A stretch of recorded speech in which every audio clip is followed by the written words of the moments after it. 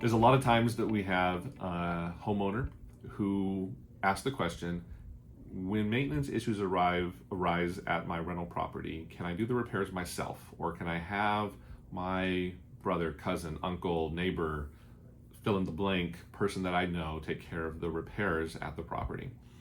The short answer is yes, you can. With the way that our property management is set up, we do have the option for owners to coordinate their own maintenance on the property. The tenant would still contact our office, report the issue. We'd still go through the process to troubleshoot with them and try and resolve the problem without having to dispatch a maintenance professional to the property. However, if it was determined that work was needed to be done, we could send the information to you or your contractor, just like we would to one of our contractors, to actually execute the needed repair.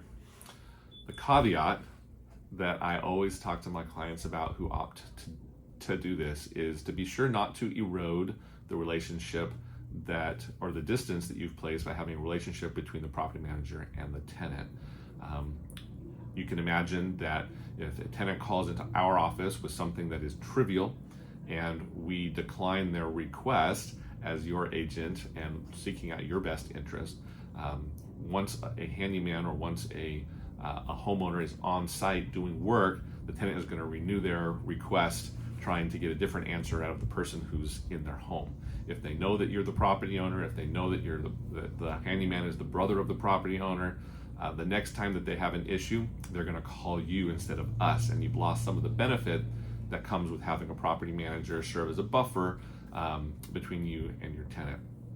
So, can a homeowner do the work themselves? Yes, they can. Just be aware that you should announce yourself as a handyman, as a dissociated third party, to not give the tenant any reason to suspect that they should expect a different answer out of them or you than they would out of our office.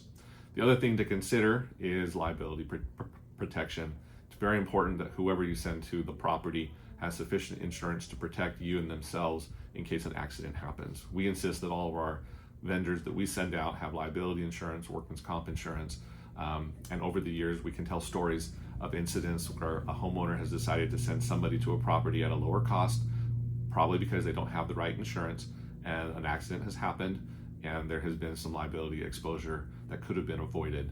So if you are going to send somebody to do work at your house that's not one of our vetted contractors, insurance is something to be highly mindful of, even if you're doing the work yourself. One of the most tragic events that I can recall in this genre had to do with a homeowner who sent their brother to do work on a home that resulted in a fire that did a lot of damage to the house.